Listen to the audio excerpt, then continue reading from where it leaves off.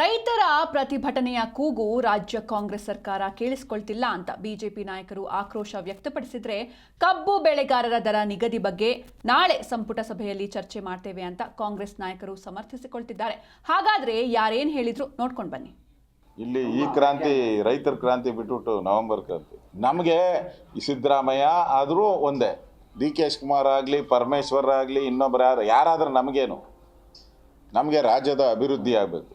ಕಳೆದ 2.5 ವರ್ಷದಲ್ಲಿ ರಾಜ್ಯದ ಅಭಿವೃದ್ಧಿ ಕುಂಠಿತ ಆಗಿದೆ.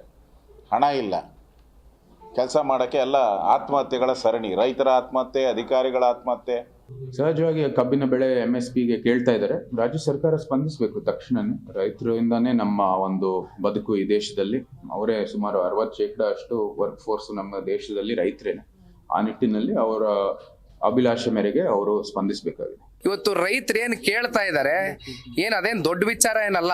ರಾಜ್ಯದ ಮುಖ್ಯಮಂತ್ರಿಗಳು ಇದನ್ನ ಸಂಪೂರ್ಣವಾಗಿ ಇಲ್ಲ, ಇದನ್ನ ರೈತರನ್ನ ಉಳಿಸ್ಬೇಕು ಅಂತಕ್ಕಂಥ ಮನಸ್ಸು ಮಾಡಿದ್ರೆ, ಅವ್ರ ಕಡೆಯಿಂದ ಇಲ್ಲಿವರೆಗೂ ಕೂಡ ಒಂದು ಸ್ಟೇಟ್ಮೆಂಟ್ ಬಂದಿಲ್ಲ. ಹೊರಗಡೆ ಜಿಲ್ಲಾ ಉಸ್ತುವಾರಿಗಳು ಬಂದು ಇಂಟರ್ಫಿಯರೆನ್ಸ್ ಕೊಟ್ಟಿಲ್ಲ. ರೈತರಿಗೆ ಇಲ್ಲಪ್ಪ ನಾವು ನಿಮ್ಮ ಜೊತೆ ಇದ್ದೀವಿ ಅಂತಕ್ಕಂಥ ಕನಿಷ್ಠ ಪಕ್ಷ ಬಂದು ಚರ್ಚೆಯನ್ನು ಕೂಡ ಮಾಡಿಲ್ಲ. ಇದು ಮಾಡ್ತಕ್ಕಂಥದ್ದು ಸೂಕ್ತ. ಪಕ್ಷದ ಕಡೆಯಿಂದ ನಾವೆಲ್ಲರೂ ಕೂಡ ಆಗ್ರಹಿಸ್ತೀವಿ. ಅತಿ ಶೀಘ್ರದಲ್ಲೇ ನೋಡ್ಕೊಂಡು ನಾವು ಕೂಡ ಭೇಟಿ ಮಾಡ್ತೀವಿ. ನಡೀತಾ ಇದೆ ಚರ್ಚೆ.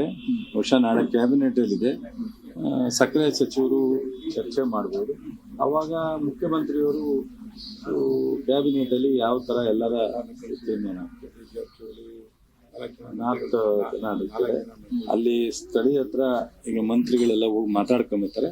ಬಹುಶಃ ಮುಖ್ಯಮಂತ್ರಿಗಳು ನಾಳೆ ಒಂದು ತೀರ್ಮಾನ ತಗೋಬೇಕು. ಕೇಂದ್ರ ಘೋಷಣೆ ಮಾಡೋದು ಕೇಂದ್ರ ಜವಾಬ್ದಾರಿ. ಹೆಚ್ಚುವರಿ ಇದನ್ನು ಕೇಳಬಹುದಷ್ಟೇ. ಹಿಂದೆ ಒಂದ್ಸಲ 100 ರೂಪಾಯಿ ಕೊಟ್ಟಿದ್ದೆ ನಾವು ಅಡಿಷನಲ್ ಆಗಿ, ಬಟ್ ಅದ್ರ ರೇಟ್ ಫಿಕ್ಸ್ ಮಾಡತಕ್ಕಂಥದ್ದು